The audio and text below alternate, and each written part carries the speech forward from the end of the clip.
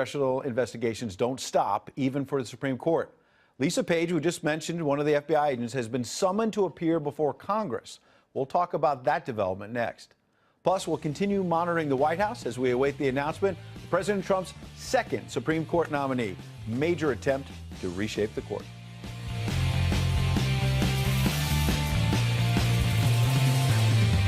President Trump's Supreme Court announcement is imminent. We'll go live to the White House as soon as it happens. In the meantime, all that excitement has not halted the Russia investigation or inquiries into misconduct at the FBI either. The House Judiciary Committee has now subpoenaed former FBI lawyer Lisa Page to appear for a closed-door interview on Wednesday. Page exchanged numerous texts, of course, attacking the president with her lover, Peter Strzok, the FBI agent who's in the middle of a lot of these stories. Meanwhile, Paul Manafort's attorneys have made a new court filing that reveals there was a 2017 meeting between DOJ officials and Associated Press journalists suggesting grand jury secrecy may have been violated.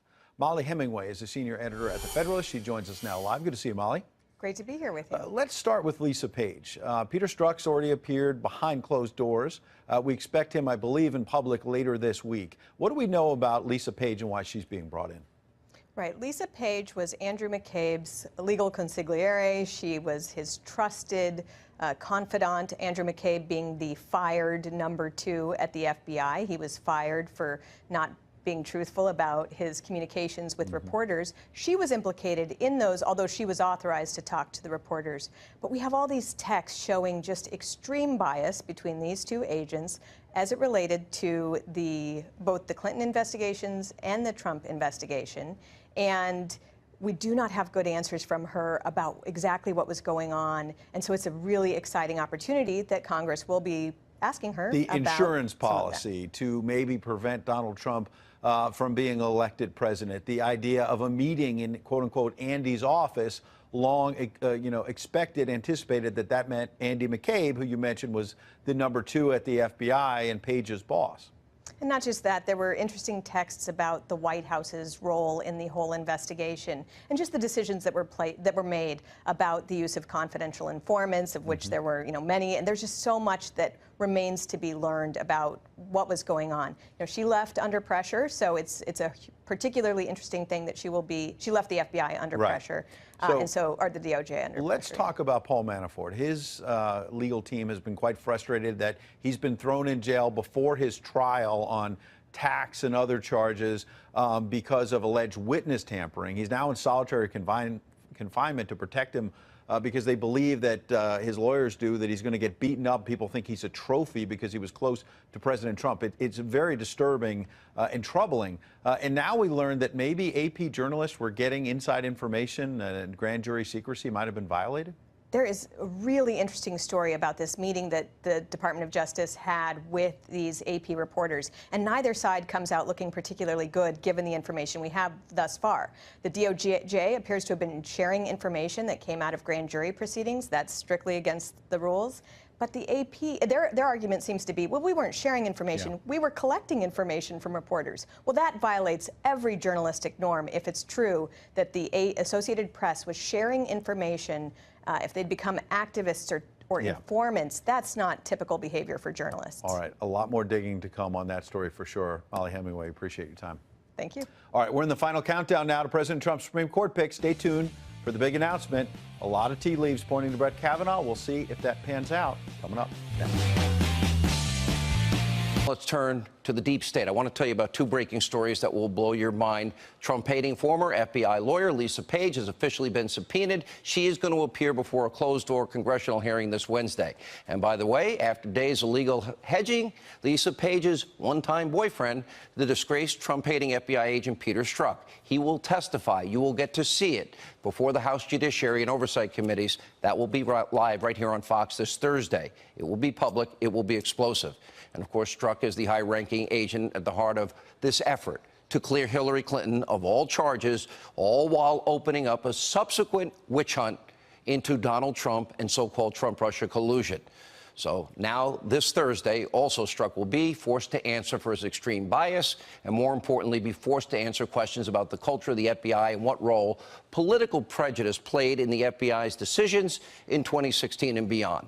New action expected on Capitol Hill involving the FBI's two notorious anti-Trump texters. With word Lisa Page has a closed-door interview with the House Judiciary Committee tomorrow, one day before Peter Strzok testifies in an open hearing. Congressman Andy Biggs, a Republican from Arizona, sits on the House Judiciary Committee, and he joins us now. Good morning to you, Congressman. Can you tell us what you want to know from this woman, Lisa Page, that we've heard a lot about? We've seen the anti-Trump text messages. Why are you bringing her into this closed-door interview? Well, we need to find out the context of what she was saying. What did she mean when she was saying we got to stop this? What did she mean when she talked about an insurance policy with Andy McCabe? What was going on with Andy McCabe? Tell us about Strzok. Strzok led the HRC investigation. He also led the Russian collusion investigation. What was her role with that, and how did it go? And how much did this actually infect all of these investigations and the outcome? And that's one of the things we're really going to focus on. The FISA warrants again. Did the Inspector General report not answer those questions for you? Not fully. Not fully. And so we need to hear from her and get some expansion on that. I think the Inspector General, he was talking about, and one thing he said, it didn't directly affect decision making, but he said it also indirectly affected it. So we need to nail that down a little bit more as well.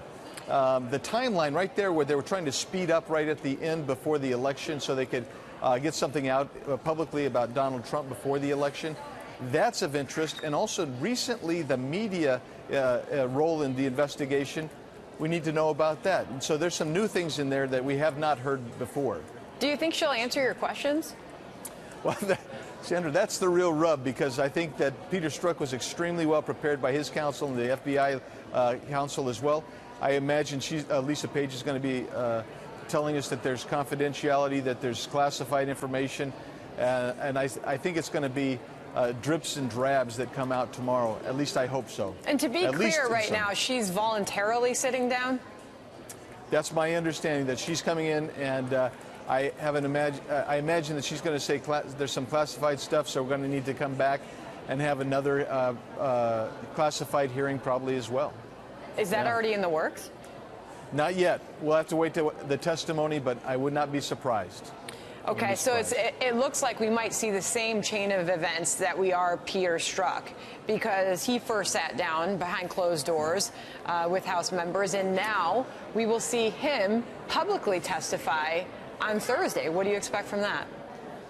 Well, I'm wondering if he's actually going to show. His attorney's kind of walking away from that right now, so let's see if that happens. But we're going to nail him down a little bit more. You're going to have the whole committee's going to be participating, so that will be a more active discussion. And we're going to get, again, did their bias infect the investigations in all three areas? Because don't forget, Strzok was also on the Mueller investigation team as well. So we've got a whole series of things going down, and we want to find, again, where the media was, and Strzok was around when that supposedly took place.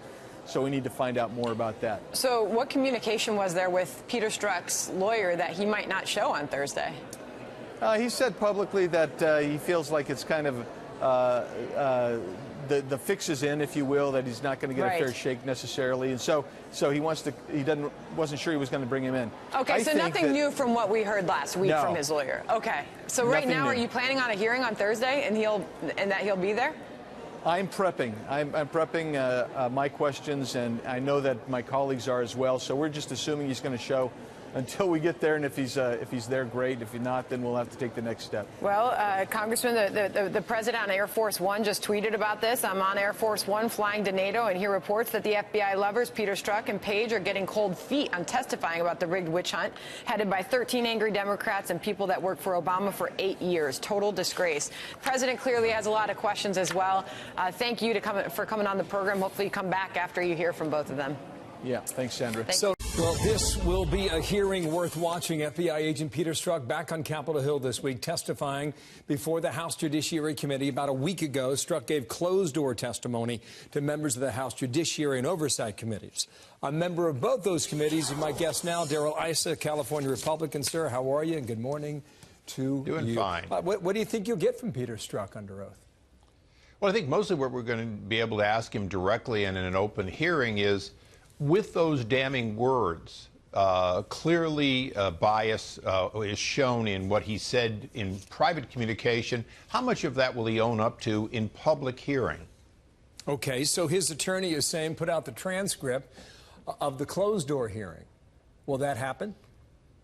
Well, that's a decision two chairmen and committees have to make. I certainly would like to see it put out. I think the actions of the Democrats in that private hearing in which they tried to coach him into cover-up certainly would be telling to the American people. But that's a decision that does require a vote. Okay, so how do you think he performed then, under your questioning and closed committee? Oh, I think he performed like a clever lawyer, constantly falling back onto the essentially, I can't tell you, on advice of the Justice Department, which was despicable on behalf of both of them. And shame on him and shame on the Justice Department to imply that what on one hand he wants to say are private communications with a friend, also somehow when you ask him questions, he can't answer them because there's too much ongoing. So, and I think that's really... That, yeah, his attorney interjected often. Is that true? Was that the case when you were there? Oh, worse than that. An attorney for the United States government, attorney paid by the Department of Justice,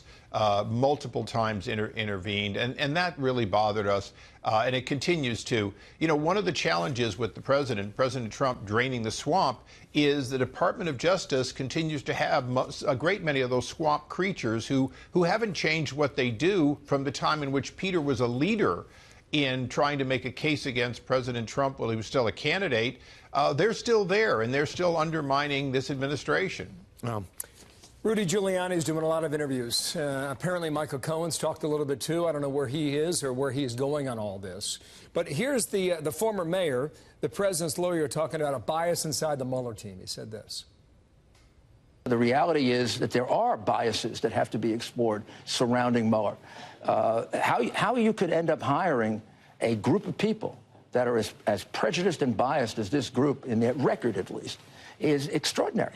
And then how you can expect us to just walk up our client like a lamb going to the slaughter. So what he's been saying for months now is he'll challenge Bob Mueller to subpoena the president, and they think they win that case in the court system.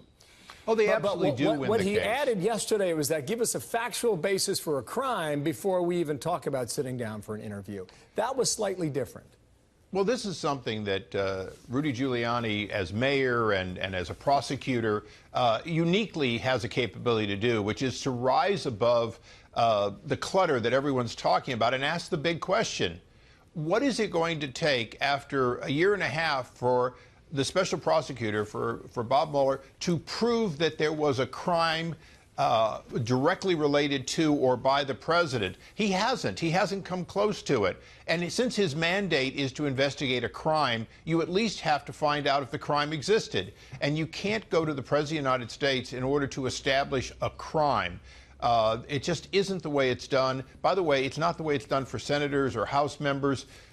You have to show that there's a need to interview somebody of that status. And right now, he may have a mandate to find a crime, but he hasn't found one that's related to any wrongdoing in the way of collusion with the Russians, the very things that this was put up for by people like Peter Strzok. Remember that there is a really high chance that Peter and his cohorts, again and again and again, we see they're creating the appearance of wrongdoing in order to do this spying and in order to do this investigation. This is just a continuation of it unless Mueller comes up with some actual fact. And he hasn't been able to do it. He's been indicting people for things 15 years old rather than finding any crime that occurred during the election, other than Hillary Clinton's people clearly distorting the facts, with people like Peter Strzok being enablers. Thursday, 10 a.m. is the hearing. We will watch it live. Darrell Issa, thank you for your time, sir. The Republican of California there on the Hill. Thank you.